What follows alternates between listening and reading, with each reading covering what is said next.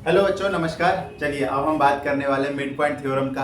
ठीक है, उम्मीद है आपने पिछली वीडियो देख ली होगी। क्वाड्रिलेटरल चैप्टर का फर्स्ट एक्सरसाइज और सारे एग्जाम्पल हो चुके हैं। इस वीडियो में हम सिर्फ और सिर्फ मिड पॉइंट थ्योरम की बात करेंगे। चलिए समझते हैं कि मिड पॉइंट थ्योरम कहता क्या है और इसमें प्रूफ क्या करना है। तो मिड पॉइंट थ्योरम ये कहता है कि जैसे एक ट्राइंगल हमने बनाया, ठीक है, ये बेटा हमने एक ट्राइंगल बनाया, ये लो एक ट्राइंगल बन गया। तो मिड पॉइंट थ्योरम में ये बोला जाता है, पहले ट्राइंगल बना लेता हूँ मैं।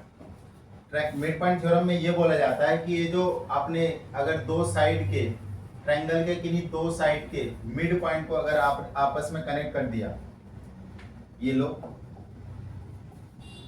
ये हमने कनेक्ट कर दिया।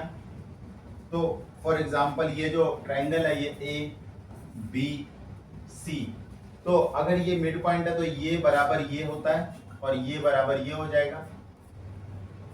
ठीक है, ये बराबर ये, क्योंकि ये मिड पॉइंट है ना, इसको हम ई और एफ ले लेते हैं। तो हमें प्रूफ क्या करना होता है इसमें, to prove E F is parallel to B C. मतलब अगर तुम किसी ट्रायंगल में दो साइड के मिड पॉइंट को जोड़ते हो तो थर्ड साइड के पैरेलल होगा, ये हमें प्रूफ करनी है इसमें ना। बेटा इसमें थोड़ा सा कंस्ट्रक्शन वगैरह है।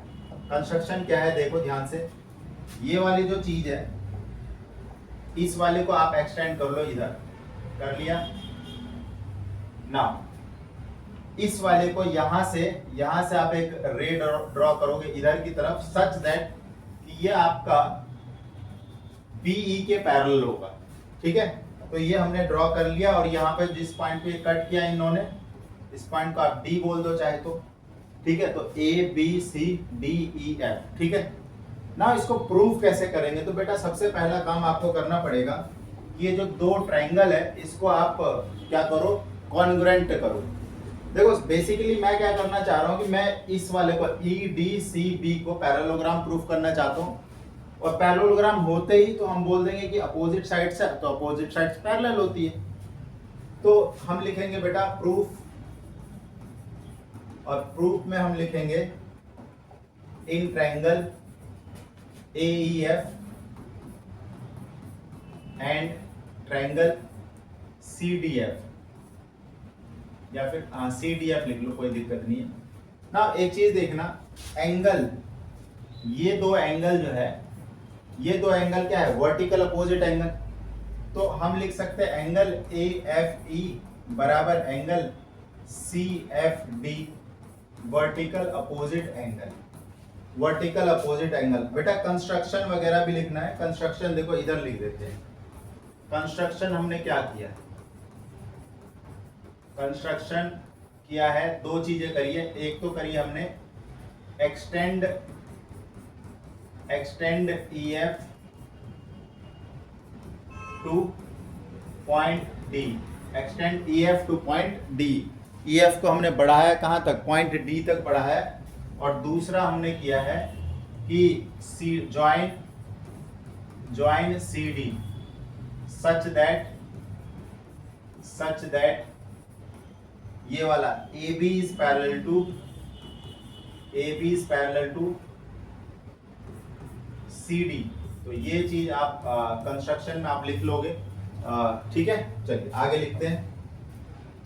तो यहां पर देखो बेटा ये वर्टिकल अपोजिट एंगल हो गया, और देखो ध्यान से, तो AF बराबर FC आपको दिख रहा होगा, और ये चीज तो गिवन दिया हुआ है क्योंकि पॉइंट जो है वो गिवन है।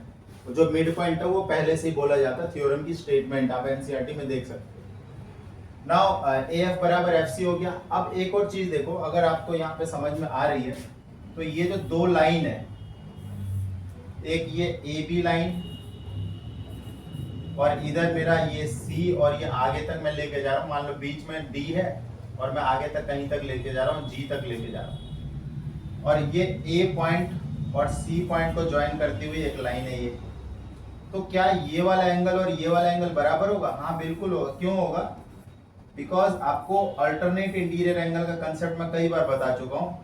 ये देख लो, ये लाइन है ट्रांसवर्सल, और एक इधर है एक इधर है, तो ये अल्टरनेट इंटीरियर एंगल हो गए ना। तो यहां पर हम लिखेंगे एंगल EAF बराबर angle DCA F alternate interior angle.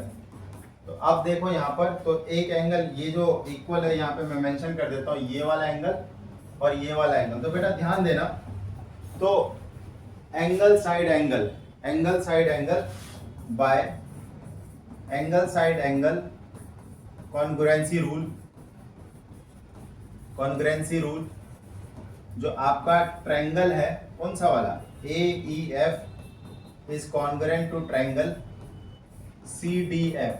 ठीक है ना, अब ये दो ट्रायंगल कॉन्ग्रुएंट हो गए, तो कॉन्ग्रुएंट हो गए तो बाकी जो चीजें है वो भी बराबर। इसका मतलब therefore EF is equal to DF, EF is equal to DF।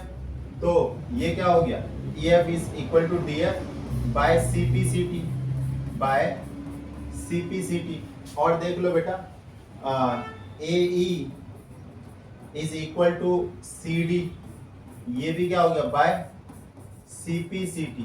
अब ध्यान देना, मैंने जो लिखा है उस चीज को मैं फिगर पे दिखाता हूँ। EF बराबर DF, तो EF का है ये वाली लाइन बराबर ये वाली लाइन हो गई, और AE बराबर CD, तो AE बराबर CD ये हो गया, है ना। इसको तो ध्यान दो, ये बराबर ये और ये तो इसके बराबर था ही ना। अब देखो जरा, इसमें ये दोनों बराबर है, ये दोनों क्या है, बराबर है। ठीक, तो इसका मतलब, तो अब देखो जरा, नाउ इन दिस फिगर, अब एक बात ध्यान रखना क्या हुआ है in this figure. In this figure देखो यहाँ पर BE is parallel to CD, ये तो पहले से ही था, and BE equal to CD हो गया ना। जब कभी ऐसा हो जाए किसी क्वाड्रिलेटरल में अपोजिट साइड बराबर भी है और पैरेलल भी है, तो वो पैरेललोग्राम होता है।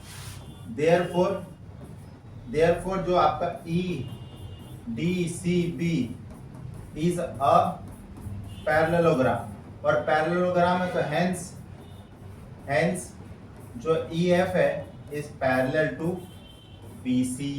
यही तो हमें प्रूव करना है, EF is parallel to BC ना। एक बात और यहाँ पे समझ लो बेटा, बहुत काम की चीज है, बहुत काम की चीज है, ध्यान से देखना कि, ध्यान देना, मैंने क्या बोला है कि जो पैरेललोग्राम हो गया तो इसका मतलब जो BC है, BC बराबर ED हो जाएगा। ये तो प्रूफ हो ही गया। एक दूसरी चीज, ये दूसरी चीज है यहाँ पर, BC बराबर ED, अपोजिट साइड है ना, ये अपोजिट साइड। नाउ BC बराबर ED, तो BC को तो BC ही रहना, तो ED क्या है, ED है EF प्लस FD, और EF और FD तो बराबर है, तो इसको 2 टाइम्स EF लिख सकते हो। तो एक चीज ध्यान रखो कि जो आपने जो लाइन ड्रॉ करी है EF, जो कि मिड पॉइंट को ज्वाइन कर रहा है, that is half of the BC। ये दूसरा रिजल्ट है बेटा। ठीक है, अब मैं एक बार तो आपको ये लिखने के लिए या तो स्क्रीनशॉट ले लो, और एक बार मैं रीकैप में जल्दी से बता देता हूँ कि मैंने बताया क्या है। मैंने ये बताया है कि अगर मेरे पास एक ट्रायंगल है और एक ट्रायंगल के मिड पॉइंट को मैंने ऐसे ज्वाइन कर दिया, ट्रायंगल है मेरा ABC, ये हो गया E और ये हो गया F। तो दो बातें मैंने बताई है कि यहाँ पर EF जो है पैरेलल होगा BC के, EF is parallel to BC, and दूसरी चीज बताई है EF is half of BC। ये कब होगा, जब ये मिड पॉइंट है, मतलब ये बराबर और ये इसके बराबर। तो जब ये दो रिजल्ट्स आपको याद रखने, ये है मिड पॉइंट थ्योरम के दो रिजल्ट्स, और आपको यही डेरिवेशन करनी है मिड पॉइंट थ्योरम के लिए। आप यहां तक कर दोगे बात बन जाएगी। क्लियर है? तो thank you so much for watching the video. Please video को लाइक करो, चैनल को सब्सक्राइब करो। Thank you so much.